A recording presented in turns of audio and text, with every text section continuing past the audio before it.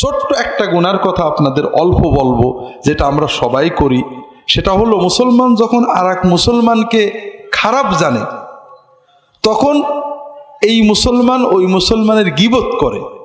গীবত শোনেন? গীবত মানে কি? গীবত কি সত্য কথা না মিথ্যা কথা? মিথ্যা কথা, আসলে ঠিক না। গীবত শতভাগ সত্য কথা, 100% সত্য না হলে ওটা গীবত হবে না। গীবত হওয়ার জন্য প্রথম শর্ত হলো ওটা 100% সত্য হতে হবে। মিথ্যা হলে সেটাকে বলা হয় অপবাদ, বদনাম, মিথ্যা বদনাম। আর গীবত হওয়ার জন্য শর্ত কি? প্রথম শর্ত কি? শতভাগ সত্য হইতে হবে। আল্লাহ রাসূল সাল্লাল্লাহু আলাইহি ওয়াসাল্লাম বলছেন, আতাদরুনা মাল গীবাহ, তোমরা কি জানো গীবত কি? সাহাবায়ে কেরাম বললেন, আল্লাহু ওয়া রাসূলুহু আ'লাম, আল্লাহ এবং তার রাসূল ভালো জানেন। তখন রাসূলুল্লাহ সাল্লাল্লাহু আলাইহি ওয়াসাল্লাম বললেন, যিকরুকা আখাকা বিমা ইয়াকরাহু, তোমার ভাইয়ের গায়বাতে, অনুপস্থিতিতে তোমার ভাই সম্পর্কে এমন কথা বলবে, ওই কথাটা সে যদি জানে তার কষ্ট লাগবে। সে চাই না যে আমার অনুপস্থিতিতে আমার পিছনে কেউ আমার এই কথাটা বলুক। তাহলে একটা জিনিস গীবত হওয়ার জন্য কয়েকটা শর্ত। তার একটা হলো তার অনুপস্থিতিতে বলা, আর একটা হলো যেটা সে অপছন্দ করে সেটা বলা। সাহাবীরা প্রশ্ন করলেন, ইয়া রাসূলুল্লাহ আরাইতা ইন কানা ফি আখি মা আকুল, ইয়া রাসূলুল্লাহ, আমি যেটা বলছি সেটা সত্য হয়, আমার ভাইয়ের অনুপস্থিতিতে তার পিছনে আমি এমন একটা কথা বলছি যেটা সত্যই তার ভিতরে আছে। রাসূলুল্লাহ সাল্লাল্লাহু আলাইহি ওয়াসাল্লাম উত্তরে বললেন, ইন কানা ফি আখিকা মা তাকুলু ফাকাদ ইগতাবতা ওয়া ইন লাম ইয়াকুন ফীহি মা তাকুলু ফাকাদ বাহাত্তা, যদি তুমি যে কথা বলছো এটা সত্য সত্যই ওই ব্যক্তির ভিতরে থাকে, তোমার কথা যদি শতভাগ সত্য হয় তাহলে ওটা গীবত হবে। তাহলে গীবত হওয়ার জন্য তিনটে শর্ত। একটা হলো আপনি পিছনে বলবেন অনুপস্থিতিতে, আর একটা হলো যেটা বললে সে কষ্ট পায়, আর একটা হলো সত্য হতে হবে। যদি মিথ্যা হয়, আল্লাহ রাসূল সাল্লাল্লাহু আলাইহি ওয়াসাল্লাম বলছেন, ওয়া ইল্লা মাকুন ফীহি মা তাকুলু ফাকাদ বাহাত্তা, যদি তুমি যে কথাটা বললে ওই কথাটা তার ভিতরে না থাকে, মিথ্যা হয়, তাহলে এটা অন্য একটা গুনাহ, সেটার নাম হলো অপবাদ। অপবাদের শাস্তি কি? অপবাদ হলো মহা কবিরা গুনাহ। মদ খাওয়া, শুয়োর খাওয়া, এগুলো যেমন কবিরা গুনাহ, গীবত, অপবাদ এইরকম কবিরা গুনাহ, তবে একটু বেশি। আপনি নগদ টাকা দিয়ে, নিজের হালাল টাকা দিয়ে 2 কেজি মদ কিনে খেয়েছেন, এটা গুনাহ হবে।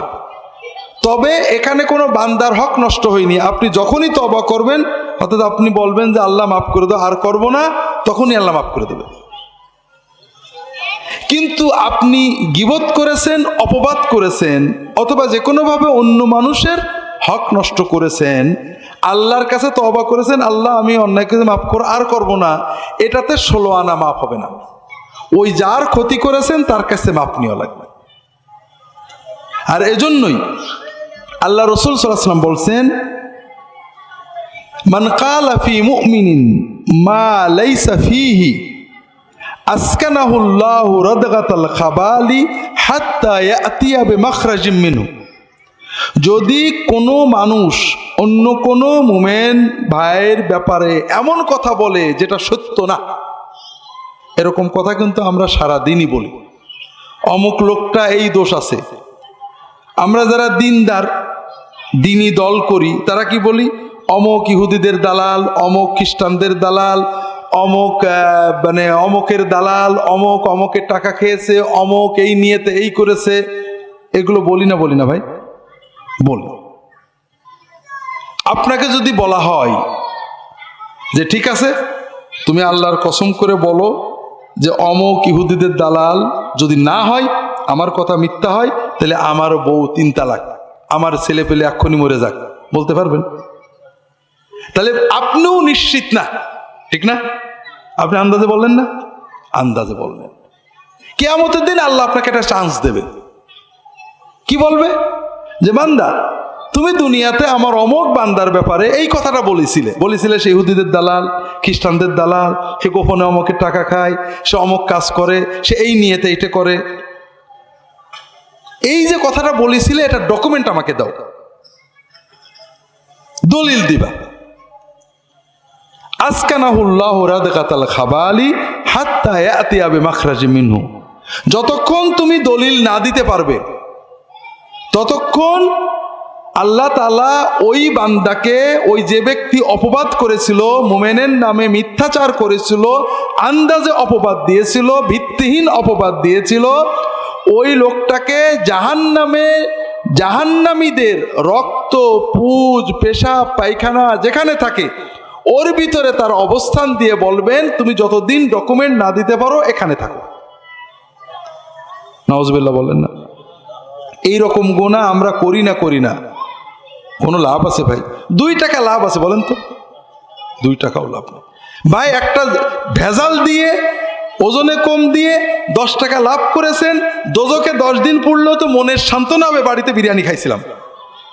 এই মিথ্যা অপবাদ দিয়ে কি পাচ্ছি আমরা? এক দল আরেক দলের বিরুদ্ধে, এক মুমিন আরেক মুমিনের বিরুদ্ধে। ভাইরা, আল্লাহর হস্তে বলি, যে কথা আপনি ডকুমেন্ট দিয়ে প্রমাণ করতে পারবেন না সেই কথা বলবেন না। আপনি আমার কথার সমালোচনা করেন যে আব্দুল্লাহ জাহাঙ্গীর এই কথা বলেছে, এটা ঠিক না, কোনো সমস্যা নেই, কারণ আপনি জানেন ডকুমেন্ট আছে, আমি বলেছি। কিন্তু আপনি এটা বলেন না যে আব্দুল্লাহ জাহাঙ্গীরের মনে এইটা ছিল বলে এইটা বলেছে। আপনি কার মন দেখেছেন? আল্লাহ কিয়ামতের দিন জিজ্ঞেস করবে তো। অথবা বলেন না আব্দুল্লাহ জাহাঙ্গীর অমুকের কাছে টাকা নেওয়ার কারণে এটা বলেছে। ডকুমেন্ট আছে আপনার কাছে? আছে, বলবেন না। কোনো না, আমি বলে না, দুনিয়ার কারোর ব্যাপারে আপনি, বিষয় হচ্ছে কি ভাইয়েরা, একদিন আমাদের একা আল্লাহর সামনে দাঁড়াতে হবে, ঠিক না? এই দুনিয়ার মারামারি, মাতবরি সব শেষ হয়ে যাবে, যেখানে আল্লাহ ইনসাফ করবেন। আল্লাহ এক বান্দার ক্ষতি করে আর এক বান্দাকে জান্নাত দেবে না। আপনি আল্লাহর কাছে কোটি গুনাহ করেছেন, মাপ পাবেন, কিন্তু আল্লাহর আরেক বান্দার ক্ষতি করেছেন, এটা আল্লাহ ওই বান্দার পারমিশন ছাড়া মাফ করবেন না, তার কাছে মাপ নিতে হবে আপনাকে। কাজেই ভাইরা, এই যে আমরা এক গ্রুপ আর এক গ্রুপের, এক দল আর এক দলের, এক রাজনৈতিক দল আর এক ধর্মীয় দল আর এক ধর্মীয় দলের, এক ব্যক্তি আর এক ব্যক্তির নামে অগণিত কথা বলছি, এর 95% মিথ্যা, ডকুমেন্ট ছাড়া। মিথ্যাটার প্রমাণ আপনাকে যদি বলা হয় যে কসম করে বলেন যে এইটা যদি মিথ্যা হয় আমার বউ তালাক, বলবেন না আপনি। এইটা যদি মিথ্যা হয় কালকের ভিতরে আমার ছেলে মরে যাক, আপনি বলবেন না, বলতে পারবেন? আর এইভাবে যেটা পারবেন না, আপনি নিশ্চিত আপনি আন্দাজে বলেছেন, আর আন্দাজে কথা বলাটাই হারাম। আল্লাহ কোরআনে নিজে এটা বলে দিয়েছেন, ইয়া আইয়ুহাল্লাযীনা আমানু ইজতানিবু কাসীরাম মিনায-যন্ন, হে মানুষেরা তোমরা অধিকাংশ সন্দেহ বাতিল করো, বর্জন করো। ফাইন্না বা'দায-যন্নি ইসমু, ধারণা, সন্দেহ এটা পাপ।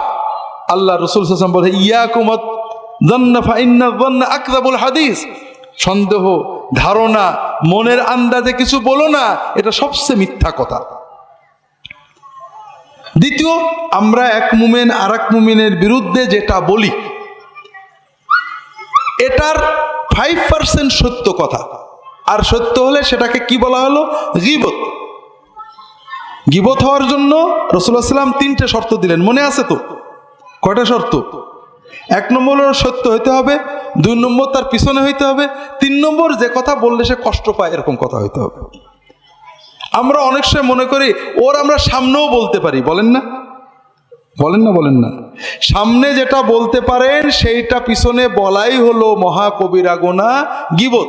আল্লাহ কোরআনে এই আয়াতে বলছেন, ইয়া আইয়ুহাল্লাযীনা আমানু ইজতানিবু কাসীরাম মিনায-যন্নি ইন্না বা'দায-যন্নি ইসম ওয়ালা তাজাসসু ওয়ালা ইয়াগতাব বা'দুকুম বা'দা।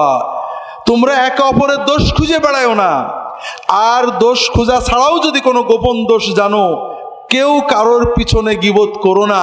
আইয়ুহিব্বু আহাদুকুম আইয়াকুলা লাহমা আখিহি মাইতাম ফাকারিহতুমু, তোমরা কি চাও তোমার মরা ভাইয়ের গোশতটা খাও? চান নাকি? ভাই মরা গেছে, 1-1.5 মণ গোশত আছে, কবরে দিলে তো পোকাই খাবে, লস হবে, কাজে ফ্রিজে রেখে দিই, কেটে কেটে রান্না করে খাবো, এরকম চিন্তা মনে আসে নাকি? যদি মনে কেউ বলে তাহলে কি ঘৃণা আসে না লোভ আসে? ঠিক গীবতের পরে এরকম ঘৃণা আসলে তখন বুঝবেন যে আপনি মুমিন হয়েছেন, ওলি হয়েছেন, যার জবান আল্লাহর হুকুমে চলে।